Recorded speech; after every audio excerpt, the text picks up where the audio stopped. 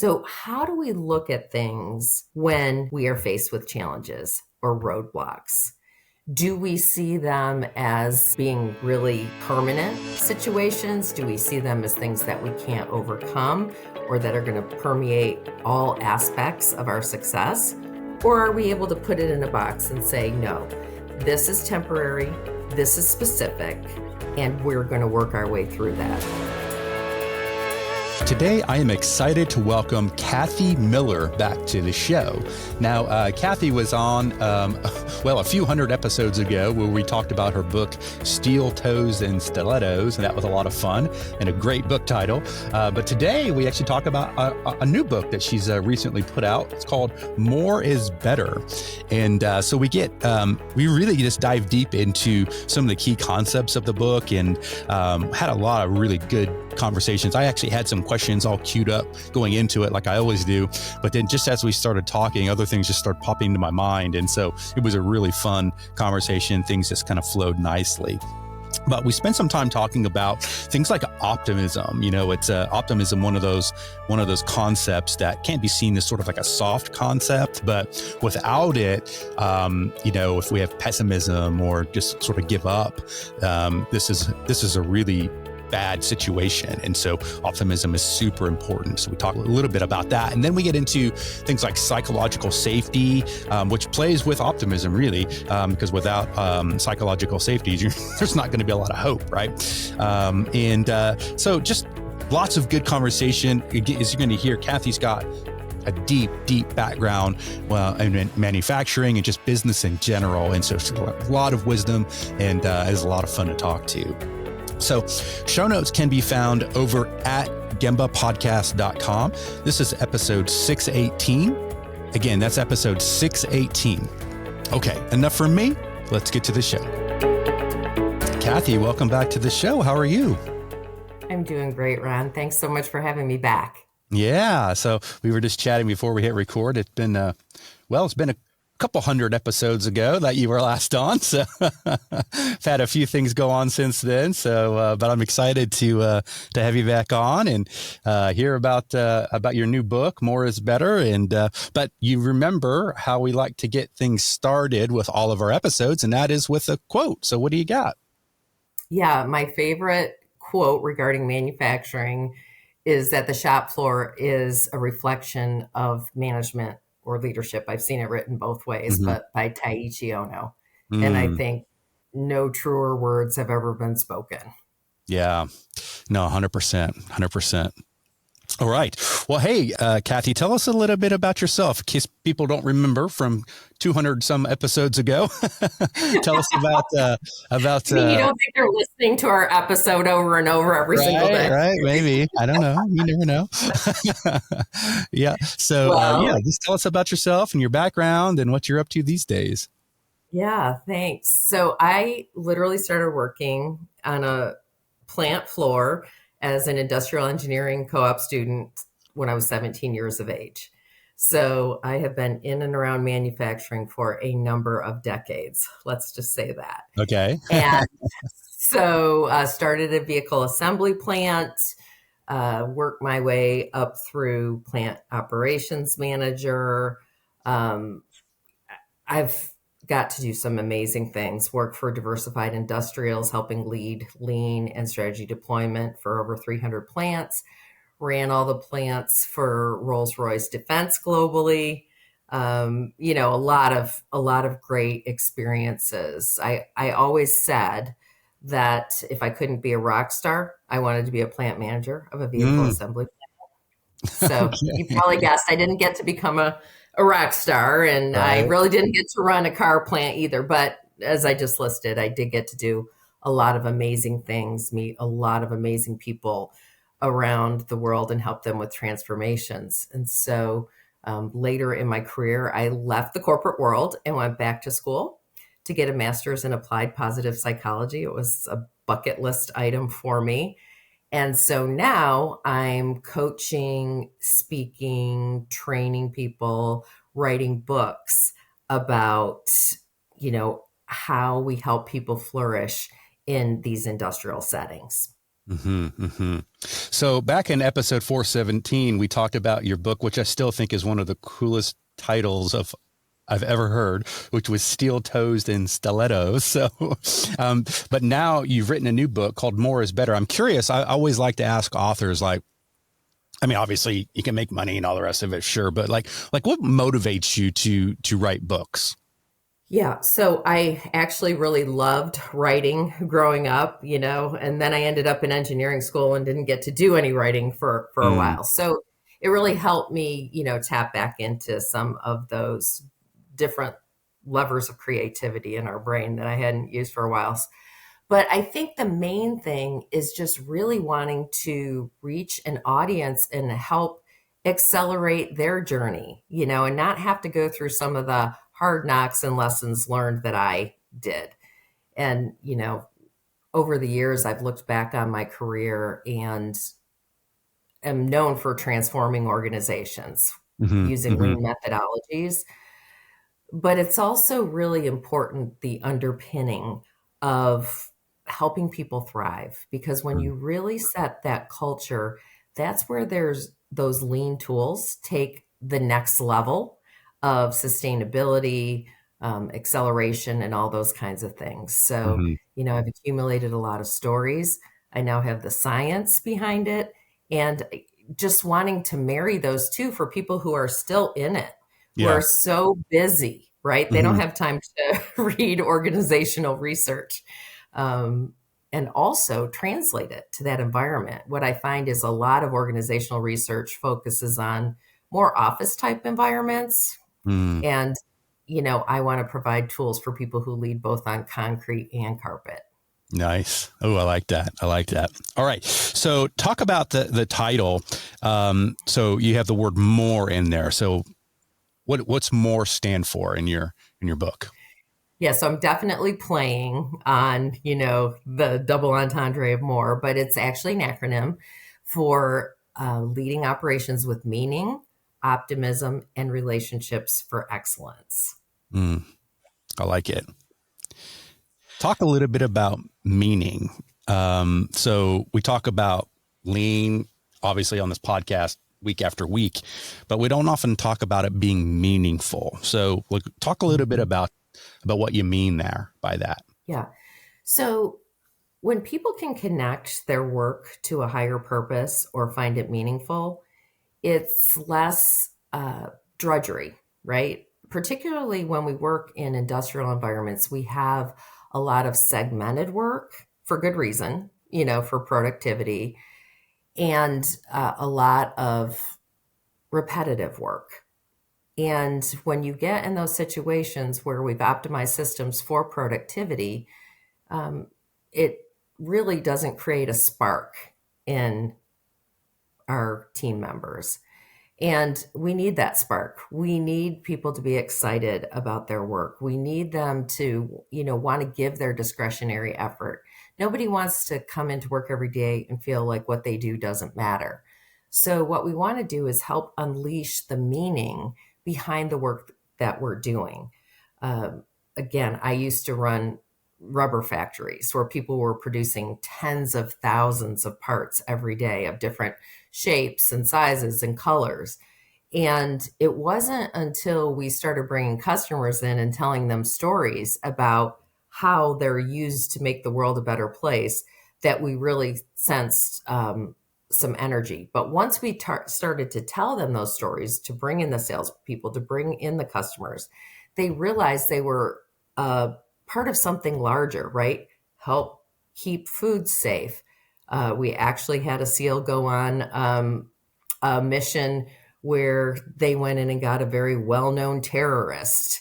Mm, And, our SEAL was on the water pack that they sprayed on his face to identify him. So all of a sudden you're going from running, X number of SEALs at 98% quality to I'm helping keeping the world safe. wow. So it really drove people wanting to collaborate more, wanting to, serve the mission more. And it's just very powerful to connect people's work to something bigger than themselves. And because of our manufacturing systems, and I'm a big proponent of standard work, right? It's all about quality and repeatability and those sorts of things. But standard work takes on a new meaning if you know that airbag control Hmm. that you're working on might save your neighbor's kid's life. Yeah. Yeah. Yeah. It comes back to sort of that big why, like Yeah. your purpose. Simon Sinek said it best, right? Like, start with why. Yeah, no, that's really good. So, something that I know that you're passionate about and you write about and is optimism. Mm-hmm. And yeah, it's a powerful concept, optimism, when you think about it. But it can be looked at sometimes as sort of like, I don't know, like kind of like a soft concept. But what's your take on optimism as it pertains to sort of operational excellence and the things that we're trying to do with continuous improvement and lean? Yeah, that's a great question. Optimism sometimes gets a bad rap because people think about it as, having a sunny disposition all the time, looking at the world through rose-colored glasses, and not that there's anything wrong with having a sunny disposition. Mm-hmm. But what I'm talking about with optimism is the framework from Dr. Martin Seligman, who's the father of positive psychology, and that's an explanatory style. So, how do we look at things when we are faced with challenges or roadblocks? Do we see them as being really permanent situations? Do we see them as things that we can't overcome or that are going to permeate all aspects of our success? Or are we able to put it in a box and say, no, this is temporary, this is specific, and we're going to work our way through that? So when we relate optimism to implementing lean or continuous improvement, what we're doing is creating this environment where we're like, yes, this is a challenge, but we have the skill set to learn from this, to correct this, and to make sure this doesn't happen again. And we're just going to get right back, on that horse and keep riding. It's not about, everything goes wrong here every day. So, we just have to accept that missed customer shipment or that sort of thing. And what's been found in the research is that you can develop your optimism skills. And so it's not, if you can couple optimism with the lean tools, you really have a competitive advantage in terms of people wanting to collaborate on issues, wanting to continuously improve, and, knowing that they can impact the outcome of something. They're not hopeless against a system that's, always going to produce challenges. Yeah. Yeah. Not to get too sidetracked here, but gosh, as you were talking, I was thinking about a good friend of mine who I've known for many, many years. And this individual was a pilot for American Airlines and just very real successful, and ultimately came down with Parkinson's.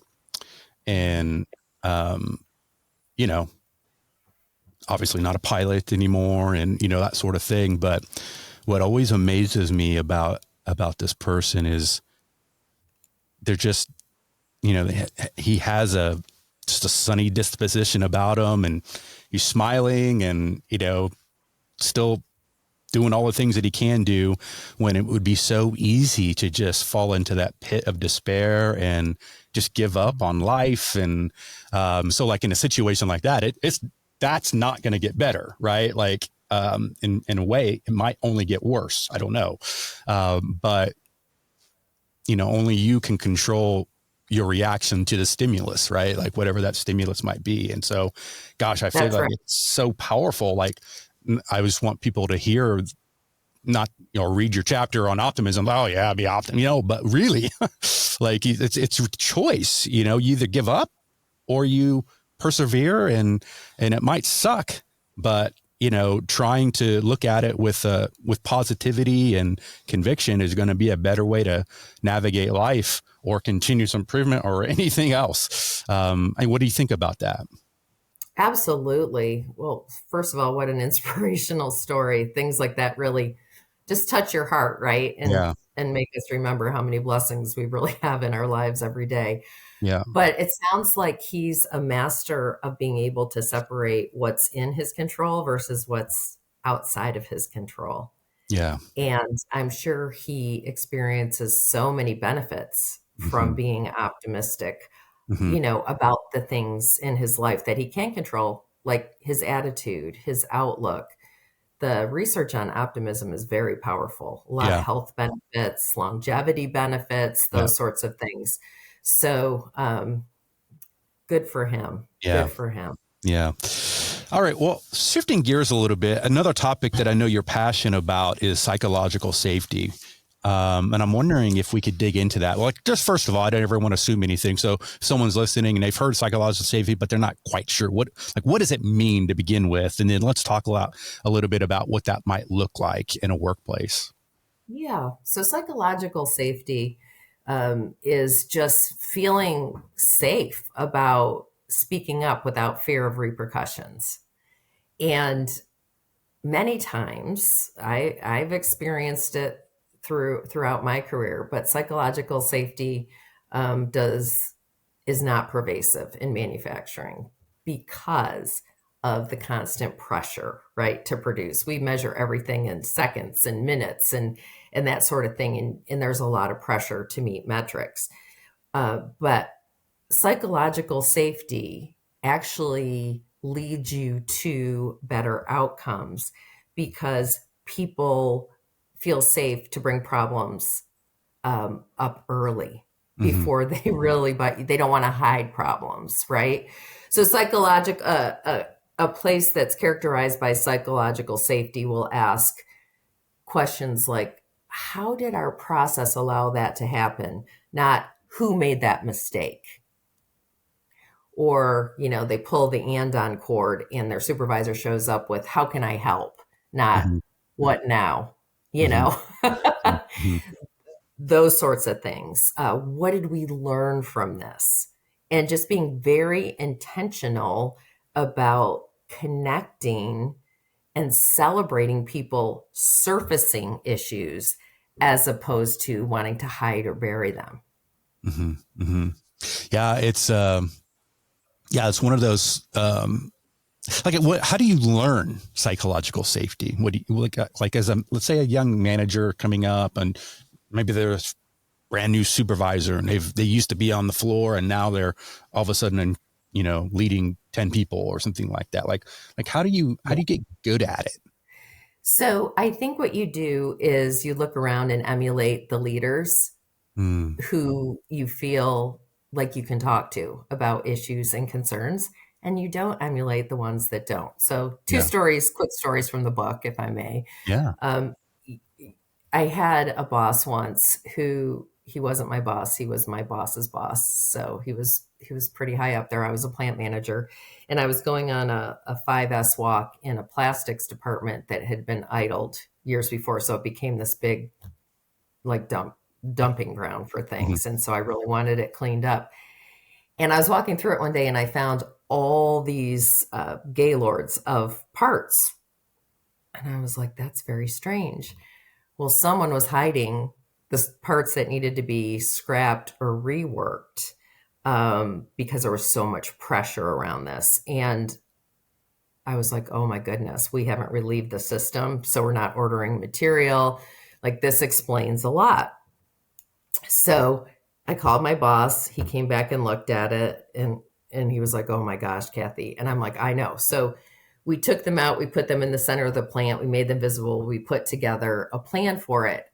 But in the process of that, his boss called me out on the line, like literally the yellow line that separates, the aisle from Hmm. the machining, my superintendent and my general supervisor, so two of my direct reports, and just berated me publicly, um, just expressed his disappointment in me, told me if I didn't get it fixed in 6 months, he was going to fire me. I mean, this was in front of like everybody. And I told him, hey, I did not hide the parts. I found the parts. And he said, "Are you saying so and so hid the parts?" I'm like, "I don't know who hid the parts. I'm just saying I found the parts." Well, and he said, "Is your halo on straighter than that other person?" I mean, very humiliating, Wow. uh, yeah, public situation. So I didn't even know the term psychological safety at that time, but I knew that wasn't it. And Yeah. quite honestly, is probably the reason the parts were hid in the first place, Yeah. right?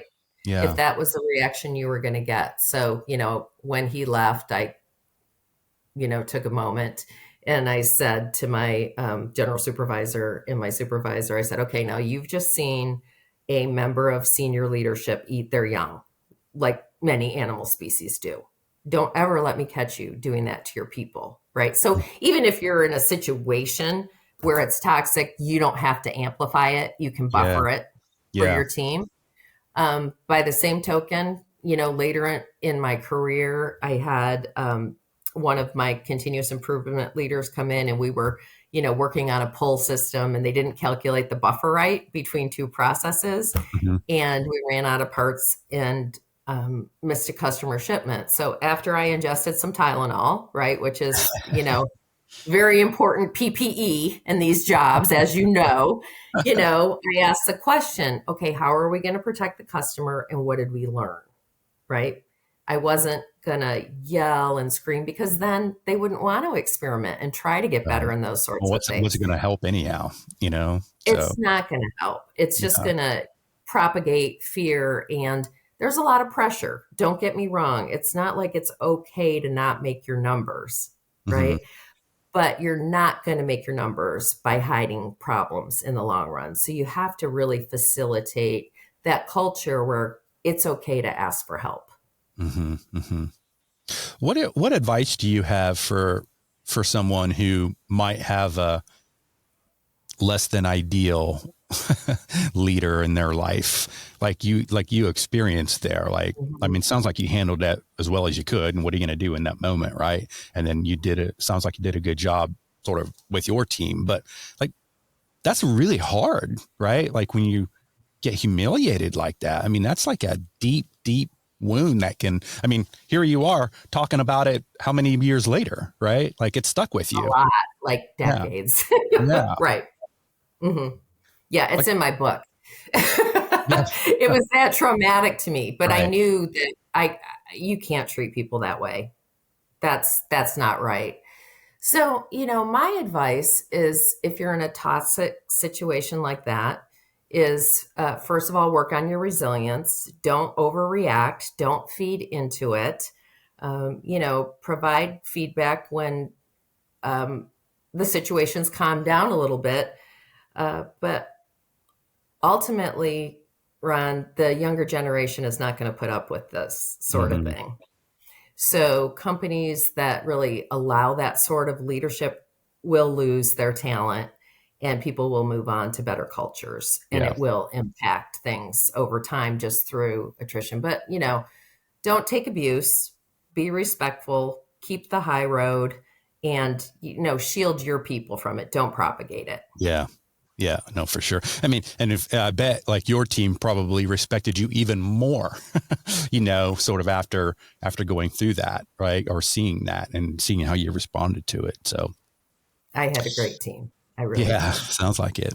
All right. Talk a little bit about, sometimes within organizations, and I've seen this I've seen as well. I've seen it in manufacturing for sure, but I've also seen it in front office, and everywhere in between, is that attitude of like, hey, um, this is how things just go. This is what we do. This is how we do things around here.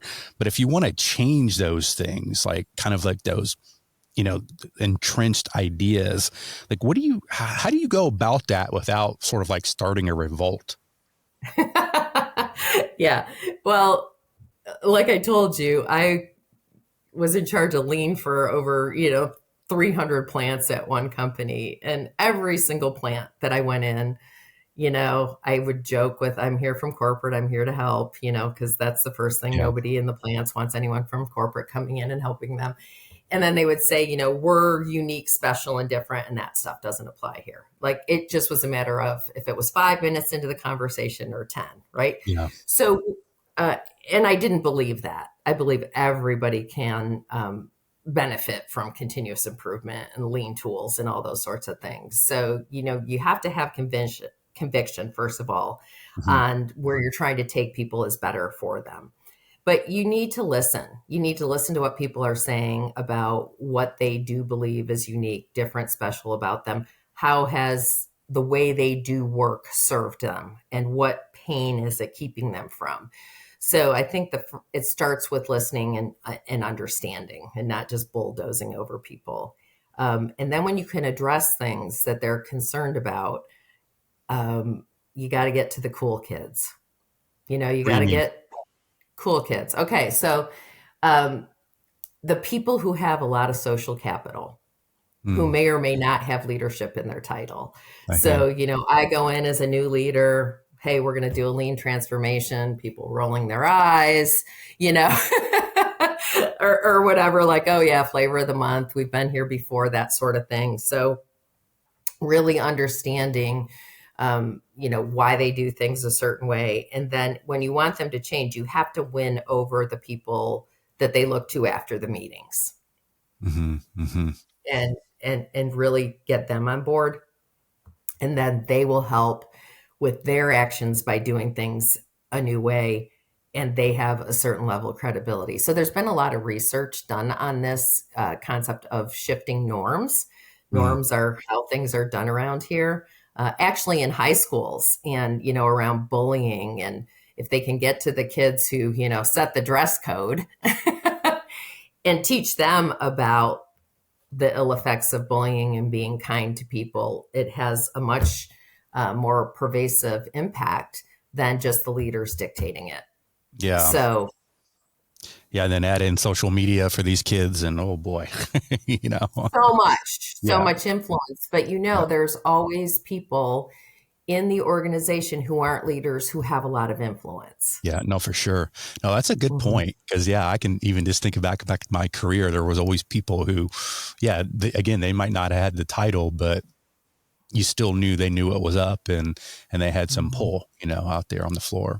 So Leaders can also shift norms, right? But they have to understand it's not just by dictating it, it's by right, modeling the behaviors, it's by being relatable, it's by active listening, uh, it's by being legitimate. right. So, another example, I had a leader who wanted to change the dress code in the factory where people had been wearing whatever they wanted. And he came in his three-piece suit and red tie and, polished wingtips and told everybody what they were going to wear going forward. That didn't go over well. Mhm. He was not seen as a representative of the group. Right, right. I can imagine. Yeah. I had a lot of cleanup to do after that one. I bet. So maybe to wrap things up, I'm wondering if you could talk a little bit about your thoughts on high quality connections and maybe their impact on metrics and just really performance in general. Yeah, high quality connections are something that we all engage in, but don't necessarily know what they are. And there's been a lot of research done on them at the University of Michigan in particular. But what they are those small moments where positive energy is exchanged between two people. And, people go away from them feeling seen, valued, and with energy. And what's wonderful about them is they help build these positive spirals in the Mm, organization. And they happen regardless of where you fall on the org chart or the length of your relationship. So, for instance, you're walking down the hall, you're already thinking about your next meeting. Someone walks by you, you don't even see them mm, versus, oh, there's another person in my presence.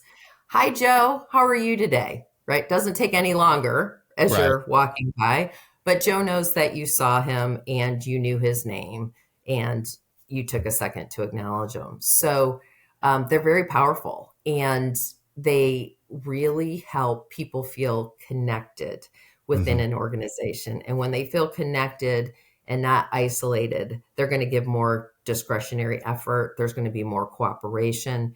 It actually enhances people's clarity. So being very intentional about high quality connections can lead to some very positive things. Mm-hmm. So, someone may help their coworker with a changeover versus that's his job, not mine. Mm-hmm. Mm-hmm. Those sorts of things. What is your take on like personality types in leadership? So you might have a super strong extrovert leader who just loves to talk to people and gets energy from talking to people and that sort of thing. Mhm. But you might also have an introvert who does not get energy from people. But they're both leading and they're both good at their job and all the rest of it. Like how do you see that playing into how a leader sort of responds to a situation? Yeah, I mean, you do have all types, and sometimes a lot of the wisdom comes from those more quiet members of our team. So you have to make sure when you're the leader, you recognize that and you're not always giving play to the people who are most comfortable speaking up Yeah. first. But in terms of high quality connections, I think that they're still very important. They're just probably executed differently between an Yeah. extrovert and an introvert. Like an extrovert might be happy at the huddle meeting, standing up, hey, Jimmy, we learned yesterday that we got to change the filters on stuff, and everybody laughs and it's great and that sort of thing.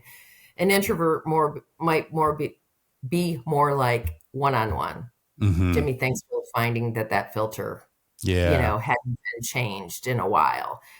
So they're just more comfortable in different situations. So you can give energy even if you don't Yeah. necessarily thrive on it from others and be very effective at it. Yeah.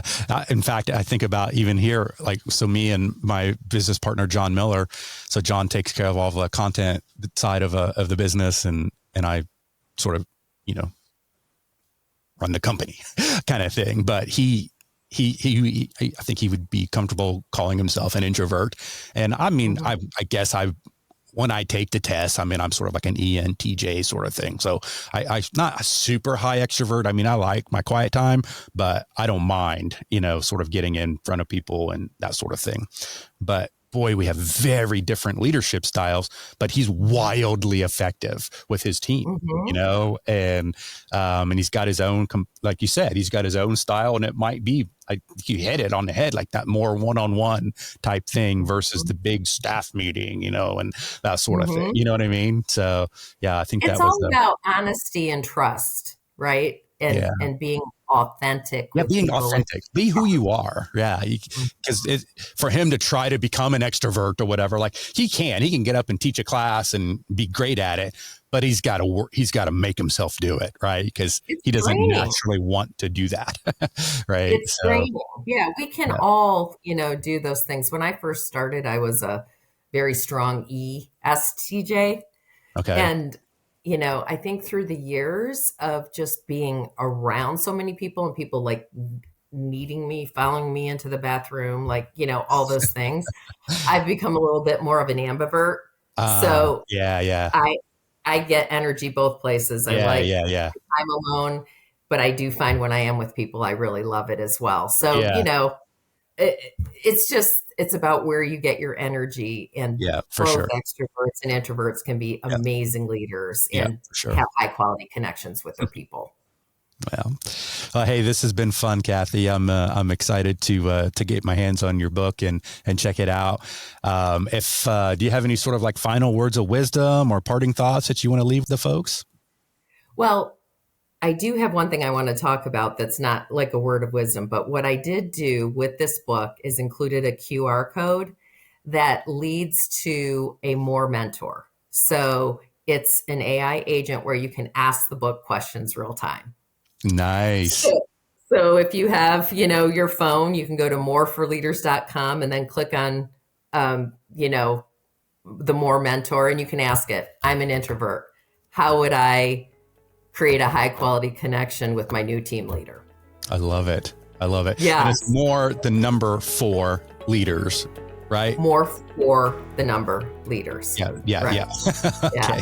So I'd love people to check that out. I also created one for steel toes and stilettos if people are Okay. interested And well, we'll you link know, everything up in the show notes so that everybody can just scroll down on whatever you're listening to, and we'll have everything linked up there. so fun. So yes, because it's like having a little Coach Kathy in your pocket, because I Nice. can't like be it. everywhere. I like But it. I think the parting words of wisdom are, you really get results when the people in your organization thrive. Yeah. Perfectly said. Good stuff. All right, Kathy. Well, hey, this has been a lot of fun. I'm sure we'll talk again down the road. But until then, thanks for all you do. Thanks, Ron. Thanks so much for having me. I really enjoyed today's session. All right. Take care.